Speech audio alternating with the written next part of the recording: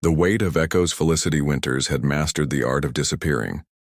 Not physically, her tall frame and wildfire-red curls made her impossible to miss in a crowd, but emotionally, she could vanish in plain sight. Her camera became both shield and excuse, allowing her to witness life without fully participating in it.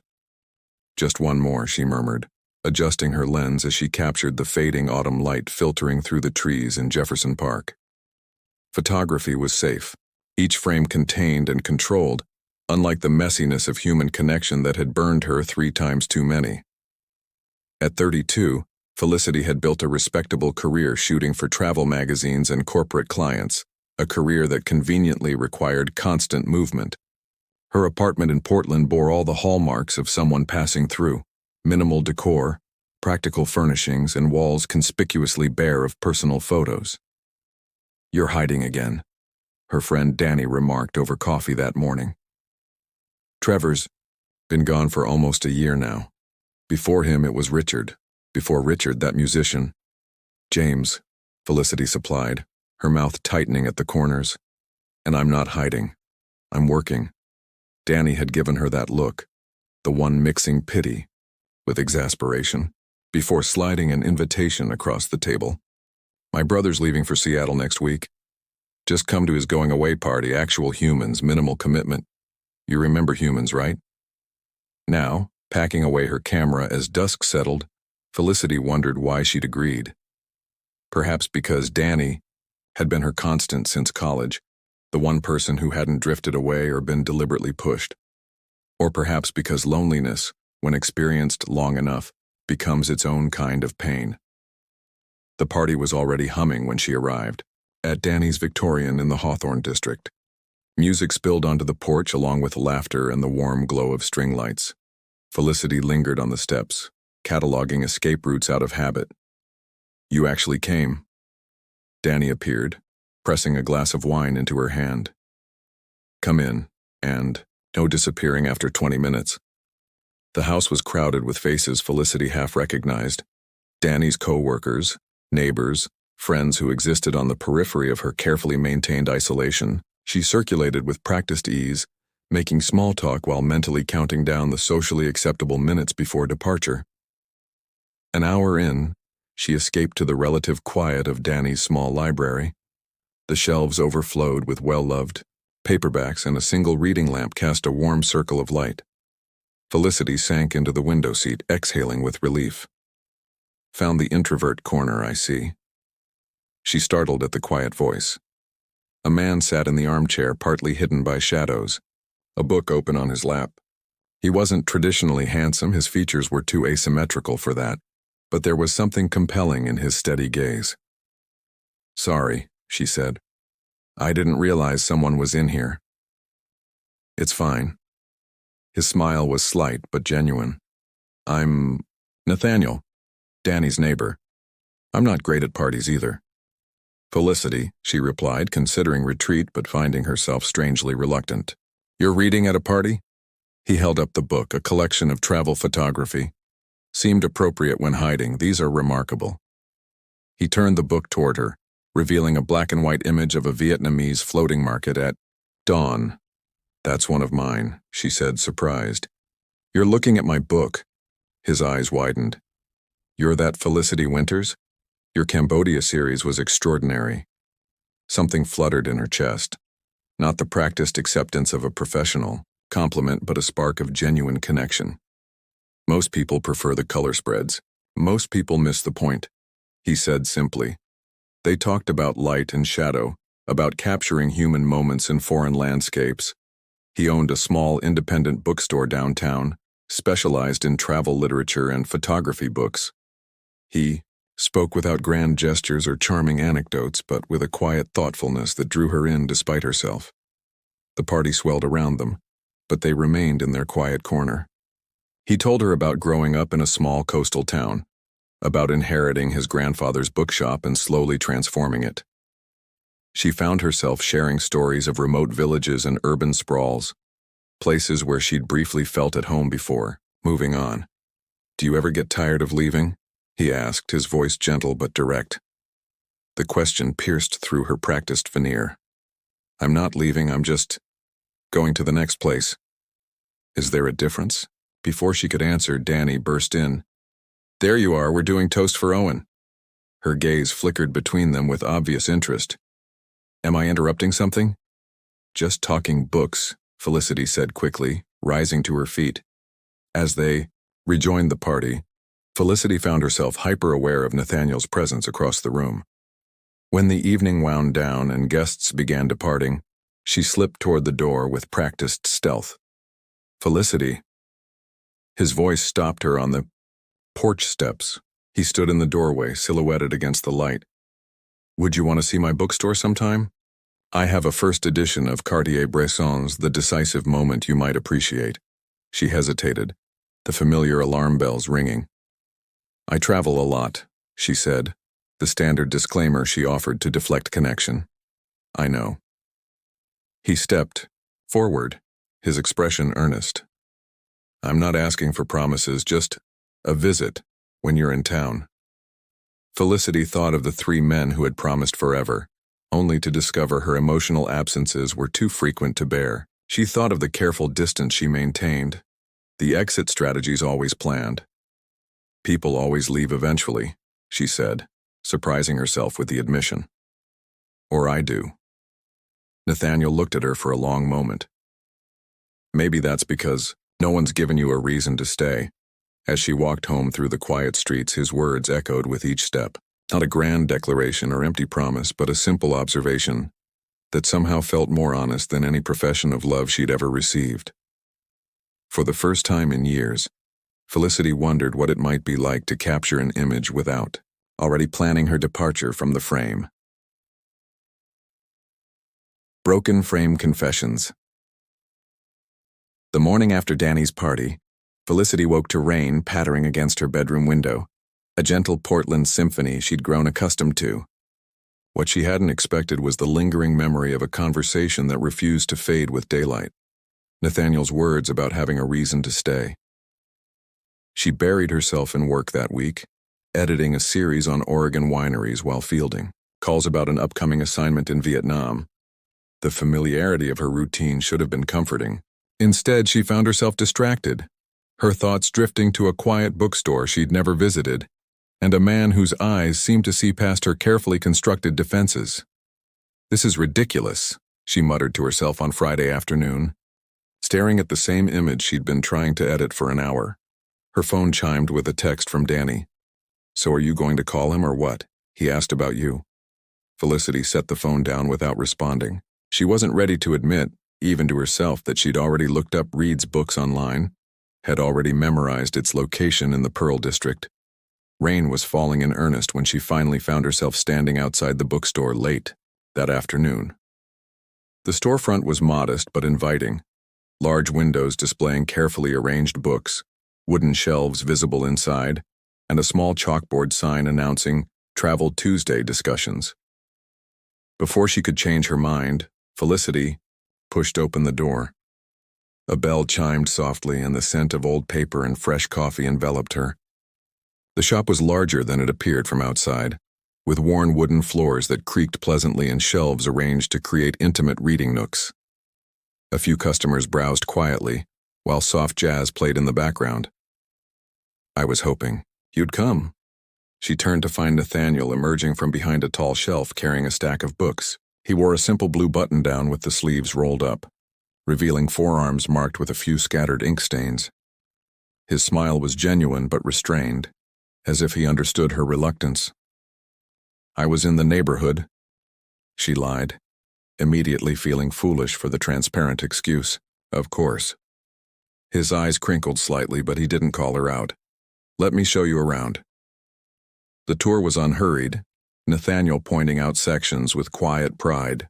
Travel narratives organized by continent, photography collections arranged by subject rather than photographer. It's controversial, but I find it more useful. A children's corner with maps and illustrated adventures. And here, he said finally, leading her to a glass case near the register, is what I mentioned. Inside lay an early edition of Henri Cartier-Bresson's seminal work, the cover slightly faded but the binding intact. Felicity felt her breath catch as Nathaniel carefully removed it and placed it in her hands. "This is extraordinary," she murmured, opening it with reverent fingers. "How did you get this?" "My grandfather was a collector before he was a bookseller," Nathaniel explained, watching her face. "He taught me that books aren't just merchandise, they're vessels for human experience." They spent the next hour poring over the collection, heads bent close together over precious pages. Nathaniel's knowledge surprised her. He understood composition and historical context, spoke intelligently about technique without pretension. "Coffee?" he offered when they'd carefully returned the book to its case. "There's a place upstairs." The second floor of Reed's Books was a small cafe overlooking the main shop. They settled at a corner table with steaming mugs, raindrops racing down, the windows beside them. "So," Nathaniel said, stirring his coffee, "tell me about the leaving." Felicity stiffened. "I don't know what you mean. At the party, you said people always leave. Or you do." His gaze was direct, but kind. "I'm curious which came first." She considered deflection, considered leaving. Instead, she found herself saying, "My father was a foreign correspondent. We moved every few years. Bangkok, Cairo, Berlin. I never lived anywhere longer than 30 months until college. That must have been difficult for a child." "It was exciting," she countered. "I saw more by age 16 than most people see in a lifetime." "And learned that connections are temporary," he observed quietly. Felicity looked down at her coffee. It was a practical lesson. "What about the 3 men Danny mentioned?" She shot him a sharp look. "She has a big mouth. She cares about you." He shrugged. "You don't have to tell me." The silence stretched between them, punctuated by the hiss of the espresso machine and murmured conversations around them. Finally, Felicity said, "Trevor was a journalist. We met in Laos on assignment. He wanted marriage, children, a home base. Richard was before him, an architect who claimed to love my wanderlust until it meant missing his firm's important events. And James." She paused. "James was my college boyfriend. He followed me to Thailand after graduation, lasted 6 months, before homesickness sent him back to Seattle." "They all wanted you to change," Nathaniel said, not a question but an observation. "They wanted what most people want, consistency, presence, plans more than 2 months in advance." She gave a small, practiced smile. "I'm not built that way." "I don't think that's true." When she looked up surprised, he continued, "I think you've convinced yourself it's safer not to plant roots, different from being unable to." The insight unsettled her. "You seem very confident for someone who's spent all of 5 hours in my company." "I spend my days surrounded by stories," he said simply. "I've gotten good at reading them." Outside, the rain intensified, drumming against the windows. The cafe had emptied except for them and a barista wiping down counters. Felicity realized, with a start, that they'd been talking for hours. "I should go," she said, gathering her bag. "I have a deadline tomorrow." Nathaniel walked her downstairs. At the door, she turned to thank him for showing her the book collection, but he spoke first. "I'm having a small gathering next Friday. A few friends, some wine, nothing fancy. Would you come?" The invitation hung between them. Felicity felt the familiar tightness in her chest, the instinctive urge to protect herself from possibility. "I might be preparing for Vietnam," she said. "When do you leave?" 3 weeks, maybe 4. He nodded, accepting this without disappointment. "The invitation stands, no pressure." As she turned to go, he added, "Felicity, for what it's worth, I don't think relationships fail because people can't change. I think they fail because people ask each other to be something they're not." The rain had softened to a misty drizzle as she walked home. Felicity found herself stopping on the Burnside Bridge, watching the Willamette River flow beneath, city, lights reflecting on its dark surface. 3 serious relationships, each ending with the same accusation, that she was emotionally unavailable, always 1 foot out the door. Her phone buzzed with a text from her editor confirming the Vietnam assignment. 6 weeks in the Mekong Delta, documenting traditional fishing communities. Once, the prospect would have filled her with anticipation. Now she felt a strange reluctance. That night, she dreamed of her childhood bedroom in Cairo, walls bare, of posters, books packed in boxes, always ready for the next move. In the dream, she kept trying to hang a photograph, but couldn't find a nail that would hold. Friday arrived with unexpected swiftness. Felicity found herself standing before her closet debating whether to go to Nathaniel's gathering. Her phone chimed with a message from an unknown number. No pressure about tonight, but there will be someone here you might want to meet. Nathaniel's curiosity won out over caution. She arrived at his address, a converted warehouse apartment, in the industrial district, just after 8.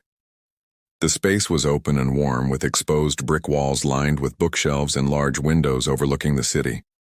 About a dozen people mingled comfortably, the atmosphere relaxed and unpretentious. Nathaniel greeted her with evident pleasure but no fanfare, introducing her to his friends, a diverse group of artists, teachers, and local business owners. There was no pressure to perform or impress, just easy conversation that flowed naturally. "Who was I supposed to meet?" she asked him later, as they stood by the windows watching a cargo ship navigate the river below. He smiled and disappeared briefly, returning with an elderly man whose eyes sparkled with intelligence. "Felicity, this is my grandfather, Thomas Reed. Grandpa, this is the photographer I told you about." Thomas Reed's handshake was firm despite his 80-plus years. "My grandson says you understand the decisive moment," he said, his voice rich, with the remnants of a Boston accent. That's high praise from him. What followed was one of the most engaging conversations of Felicity's life. Thomas had photographed the civil rights movement in the 1960s before opening his bookstore. He spoke of composition and timing, of capturing humanity in its most authentic moments.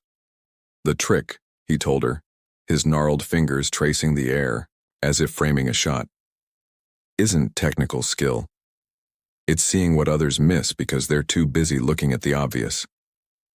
As the evening wound down, Felicity found herself reluctant to leave. She helped Nathaniel clear glasses while the last guests departed, Thomas among them with a knowing wink in their direction. "Thank you for coming," Nathaniel said as they stood at his door. "I thought you and my grandfather would connect." "He's remarkable," she said sincerely. "You're lucky to have him." "I know." A shadow crossed his face. "His heart isn't what it used to be. Part of why I took over the store." The admission, casual but revealing, hung between them. For the first time, Felicity glimpsed what tied Nathaniel to Portland, to the bookstore, to a life different from her own rootless existence. "Vietnam," he said suddenly. "When exactly do you leave?" "The 27th, she replied. "For 6 weeks. He nodded, considering. "Would you have dinner with me before you go?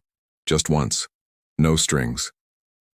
The familiar alarm sounded in her mind, the warning that even small connections could lead to expectations she couldn't fulfill. But standing in his doorway, seeing the quiet hope in his eyes, Felicity made a decision that surprised her. "Yes," she said simply. "I'd like that." Walking home under a clearing sky, stars emerging above the city lights, Felicity realized she'd just agreed to a date without planning her exit strategy. The thought should have terrified her. Instead, she found herself wondering what it might be like to return from a journey and have someone waiting, someone who understood that her leaving wasn't about escape, but about the person she'd always been. The undeveloped negatives dinner. With Nathaniel turned into 3 before Felicity's departure date approached. Each evening revealed new layers to the quiet bookseller, his dry wit, his passion for preserving independent businesses in a gentrifying city, the way he remembered small details about her stories without effort. Unlike her previous relationships, there was no pressure to define what was happening between them, no subtle hints about future plans or commitments. "You leave tomorrow," he said on their 3rd evening together, as they walked along the waterfront after a meal at a small Thai restaurant. The late September air carried the first hint of autumn crispness, and fallen leaves crunched beneath their feet. Early flight, Felicity confirmed, watching a river barge slide silently past. 6 weeks documenting traditional fishing methods along the Mekong. The communities there are changing rapidly with modernization. You'll capture it beautifully. His confidence in her work always felt genuine, never performative. Will you have internet access? The question hung between them. Not a demand for communication, but an opening if she wanted it. Felicity had maintained strict boundaries during previous assignments, rarely checking in with partners who inevitably grew resentful of her absence. Sporadically, she said, the more remote villages won't have reliable connection. Nathaniel nodded, accepting this without comment. When they reached the Hawthorne Bridge, he stopped, turning to face her in the glow of a street lamp. I have something for you, he said, reaching into his jacket pocket. He withdrew a small, wrapped package. A going-away gift. Though that phrase seems wrong somehow. Felicity unwrapped it carefully, revealing a slender journal bound in soft leather, its cover embossed with a simple compass rose. Open it, he encouraged. Inside, she found blank pages alternating with quotes about travel, photography, and seeing the world with fresh eyes. On the first page, Nathaniel had written in careful script, "For the moments between frames. Safe journey, wherever it leads. I thought you might use it for the observations that don't fit in your camera," he explained.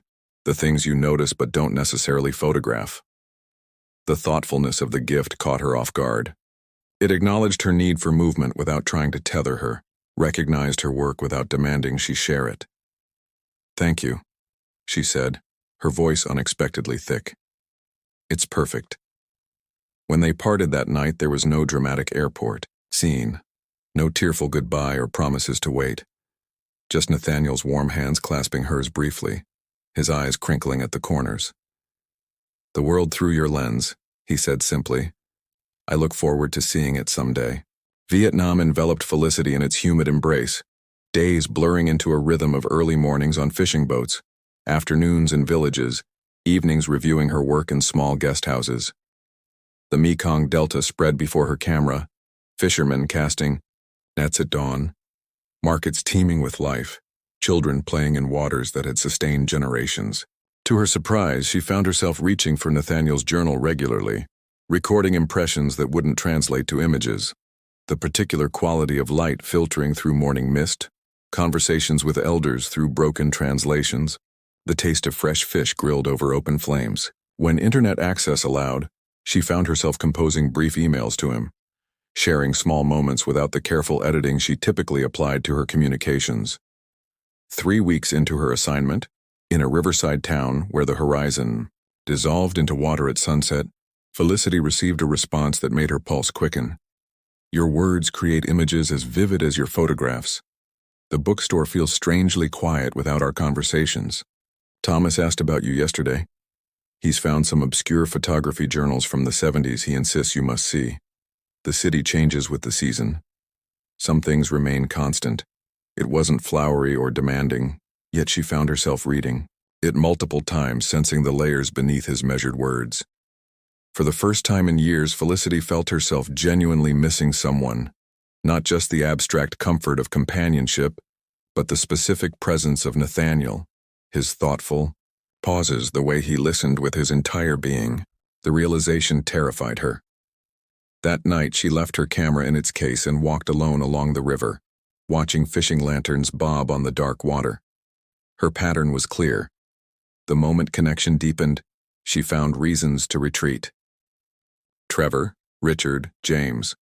Each relationship had followed the same trajectory, her emotional withdrawal preceding the physical distance. "Not this time," she whispered to the night air, startling herself with the declaration. The following weeks passed in a blur of work. Felicity immersed herself in the communities she photographed, gaining unprecedented access to family celebrations, religious ceremonies, and the intimate routines of daily life. Her editor was ecstatic with the preliminary images, already talking about exhibitions. In her final week, Felicity traveled to a remote, floating village accessible only by boat, where electricity came from generators and internet was non-existent. Cut off from communication, she found a strange peace in knowing Nathaniel was there in Portland, turning pages for customers, sharing his grandfather's stories, existing in his own life parallel to hers. On her last evening in Vietnam, in a Saigon hotel with reliable Wi-Fi, she found 3 emails from him, each respectful of her work, each sharing small moments from his days. A rainstorm that flooded the bookstore basement, a first edition of Dorothea Lange's work he'd acquired at auction, Thomas teaching a photography workshop to local high school students. The final message, sent just 2 days earlier, made her stomach tighten. Thomas in hospital. Minor heart episode, doctors say. Stubborn as always, already demanding his books. Store closed temporarily. Don't worry, we're managing. Safe travels homeward. Felicity responded immediately, offering support, asking for hospital details, suggesting she could return early if needed. His reply came within hours. He's stable now. Release tomorrow. Your concern means much to us both. Complete your work. We'll be here. The "we'll be here" echoed in her thoughts during the long flight home. A simple statement that carried the weight of promise without demanding reciprocation. Portland greeted her with steady rain and gray skies, a stark contrast to the vibrant colors of the Mekong. Exhausted from 30 hours of travel, Felicity dropped her bags in her apartment, showered quickly, and found herself heading not home to sleep, but toward the familiar storefront of Reed's Books. A temporarily closed sign hung in the window, but light spilled from within. She knocked softly, then more firmly when there was no response. Eventually, Nathaniel appeared, his expression transforming from weariness to surprised joy upon seeing her. "You're back," he said, unlocking the door. Dark circles shadowed his eyes, his normally neat appearance rumpled from what appeared to be days of neglect. "Just landed," she confirmed, stepping inside. "How's Thomas?" Nathaniel's face tightened. "Home now. The doctors say he needs to take it easy, but he's not the type," Felicity finished, understanding immediately. "He insists on coming." "To the store tomorrow," Nathaniel said, running a hand through his disheveled hair. "I've been trying to organize things so he can at least sit in his usual corner without seeing the chaos in the back office. There was a pipe leak while I was at the hospital, and then shipments arrived that I haven't processed." Without hesitation, Felicity set down her bag and removed her coat. "Show me what needs doing." They worked side by side until midnight, sorting damaged books, reorganizing shelves, processing new inventory. Nathaniel moved with the efficiency of someone intimately familiar with each corner of the space, while Felicity followed his lead, finding unexpected satisfaction in the tangible nature of the work, after weeks of capturing ephemeral moments. "Thank you," he said quietly as they finished, the store restored to its usual orderly warmth. "You must be exhausted. This wasn't how I imagined welcoming you back." "I wanted to be here," she replied, surprising herself with the honesty of it. His gaze met hers, a question in his eyes that neither of them voiced. Instead, he said, "Can I see some of your photographs, if you're not too tired?" They settled on the worn leather couch in the reading nook, Felicity's laptop balanced between them as she scrolled through selected images from her trip. Nathaniel listened intently as she explained contexts, described challenges, shared the stories behind particularly powerful shots. "This one," he said, stopping her at an image of an elderly fisherman silhouetted against a dawn sky, his weathered hands working nets with practiced grace. "It carries such dignity." "He's worked the same waters for 60 years, Felicity explained. "His children have all moved to the city. He's the last of his village to use traditional methods." "You've captured more than his image," Nathaniel observed. "You've preserved his knowledge, his history." The simple understanding in his words touched something deep within her. Previous partners had admired her work for its technical merits or exotic locations, but Nathaniel saw what she was truly documenting. Not just visuals, but vanishing ways of being in the world. They talked until exhaustion finally claimed them both, Felicity's head nodding against his shoulder as she described the floating markets of Cantho. She awakened briefly as Nathaniel draped a blanket over her, the couch surprisingly comfortable, beneath her travel-worn body. "Stay," he murmured, settling into an armchair nearby. "Too late to go home now." She drifted back to sleep with the scent of old books surrounding her, more at peace than she'd felt in any luxury hotel room. Morning arrived with the sound of the shop bell and a familiar voice calling, "Nathaniel, why is the door unlocked already?" Felicity blinked awake to find Thomas Reed standing before them, leaning on a cane but otherwise looking remarkably spry. For a man recently discharged from the hospital, his eyebrows rose at the sight of her on the couch, Nathaniel asleep awkwardly in the chair. "Well," the older man said, amusement crinkling his face. "It seems the wanderer has returned." The following days established a new pattern. Felicity divided her time between editing her Vietnam photographs and helping at the bookstore while Thomas recovered. She found unexpected pleasure in the routine, mornings at her apartment with her images, afternoons surrounded by books and quiet conversations, evenings exploring Portland's lesser-known corners with Nathaniel as her guide. 2 weeks after her return, as they closed the shop together, Nathaniel asked the question she'd been dreading. "What's next for you? Another assignment?" Felicity paused in the act of shelving a returned book. Her editor had already contacted her about options, a project in Morocco, another in rural Japan. The familiar itch to move, to capture new worlds, remained present but somehow less urgent. "I'm not sure," she admitted. "I need to finish the Mekong project first. My editor's talking about a gallery showing here before the images go to print." Nathaniel nodded, his expression carefully neutral. "That would be wonderful. Local recognition for your work."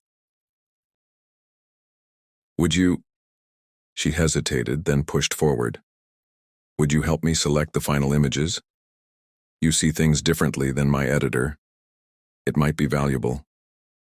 The request represented something significant, inviting him into her creative process, an intimacy she'd never offered previous partners. "I'd be honored," he said simply, understanding the weight of the invitation. That night, as they walked toward her apartment through a gentle, misty rain, Nathaniel took her hand. The gesture was gentle, undemanding, his fingers intertwining with hers as if they'd done this 100 times before. Felicity waited for the panic to rise, for the instinctive need to establish distance. Instead, she found herself tightening her grip slightly, the warmth of his palm against hers a strange kind of anchor. At her door, she made another decision that surprised her. "Would you like to come in?" His eyes searched hers, understanding the multiple layers of the invitation. "Are you sure?" In answer, she leaned forward and kissed him softly, a question and answer in one gesture. His response was gentle but certain, his hands framing her face with reverence. Later, in the quiet of her bedroom, Nathaniel traced the constellation of freckles across her shoulder, his touch as careful as if she were one of his rare manuscripts. "What are you thinking?" she asked, watching his contemplative expression. "That you've traveled the world capturing perfect moments," he murmured. "I'm wondering if you recognize when you're living inside one." The observation struck her deeply. How many significant moments had she viewed through her lens, documenting others' lives while keeping emotional distance from her own? "I'm trying," she whispered, her voice catching. "It's harder without the camera between us." He pulled her closer.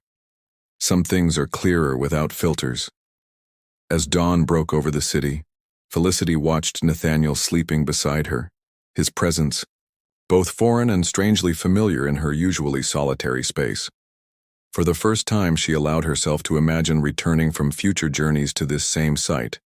Nathaniel waiting, not with expectation or resentment, but with the simple gladness of reunion. The thought should have triggered her defenses.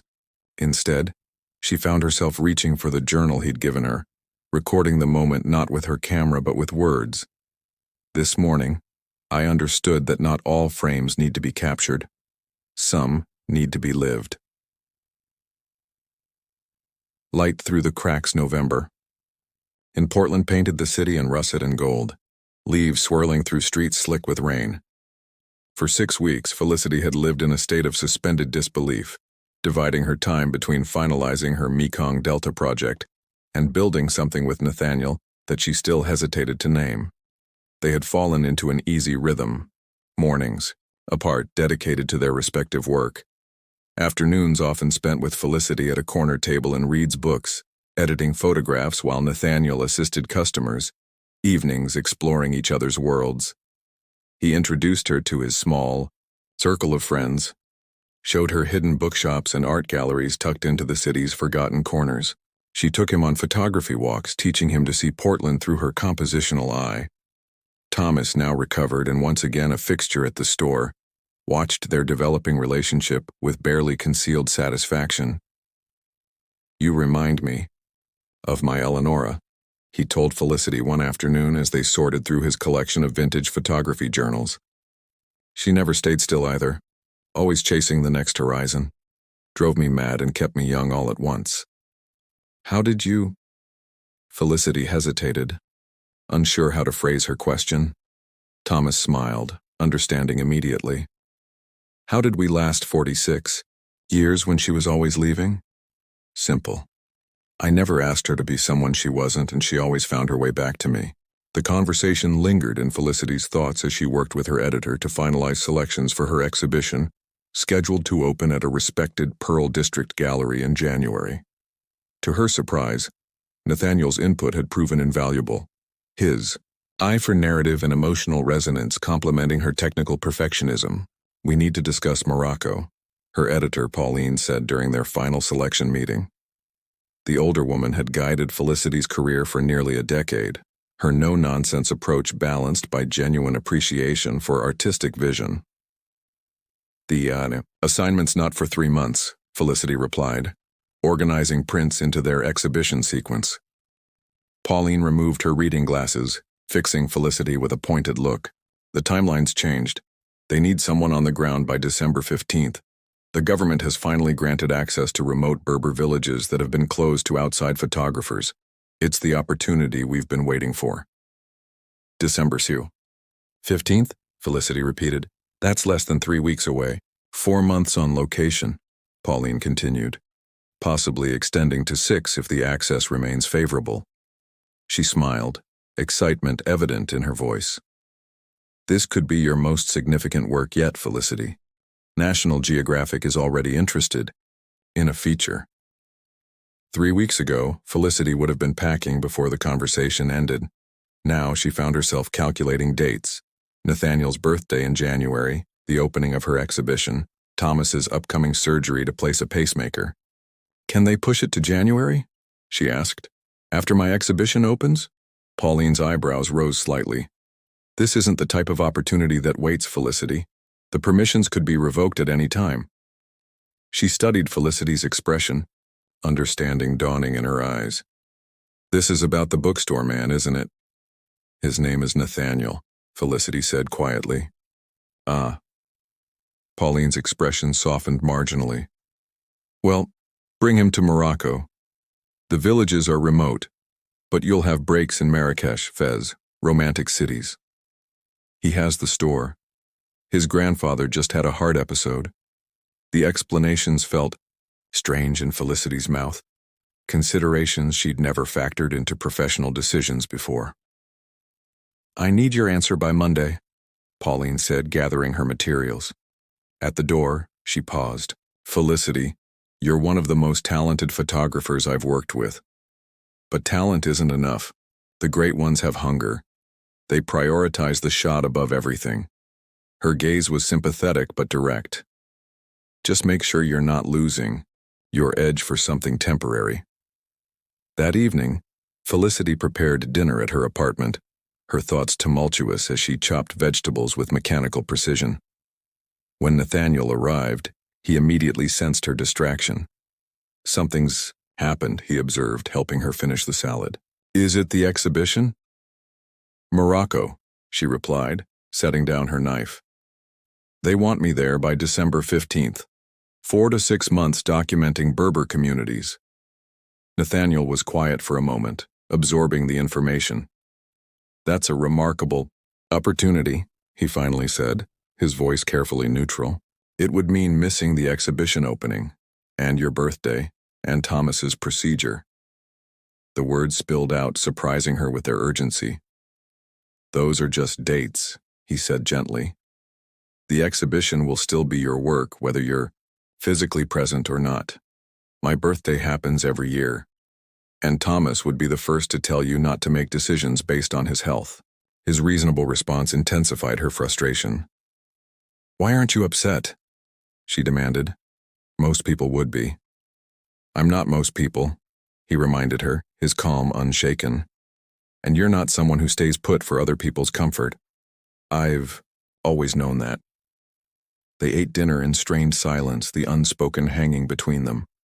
Later, as they washed dishes side by side, Nathaniel spoke again. What are you really afraid of, Felicity? That I'll be angry if you go, or that I won't? Be here when you return? The question struck too close to her core fear. Neither, she lied. I'm just weighing professional considerations. No. He set down the dish towel, turning to face her fully. For the first time, you're actually considering not taking an assignment, and it's scaring you. Not because you don't want to go to Morocco, but because you're realizing you might want something else just as much. His insight pierced through her defenses. I can't be the person who gives up opportunities for a relationship. I've seen how that ends, with resentment and regret. I've never asked you to be that person, Nathaniel said quietly. From the beginning, I've accepted who you are. Then what do you want from me? The question emerged more sharply than she intended. Nothing you don't freely choose to give. His expression was open, vulnerable in a way that made her chest ache. But I think the real question is what you want from yourself. He left shortly afterward, the evening unresolved between them. Felicity spent a restless night, tossing between possibilities that all seemed to require impossible choices. The following morning, she walked to Reed's books, needing to clear her head. The closed sign hung in the window, unusual for a Saturday. She tried the door anyway and found it unlocked. Inside, Thomas sat alone at the counter, ledgers spread before him. He looked up, unsurprised by her appearance.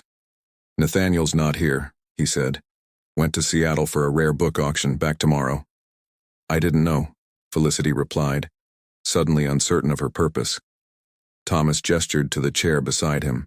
But you're not here by accident, sit.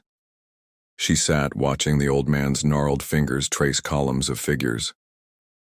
Morocco? He asked without looking up. He told you. He didn't need to.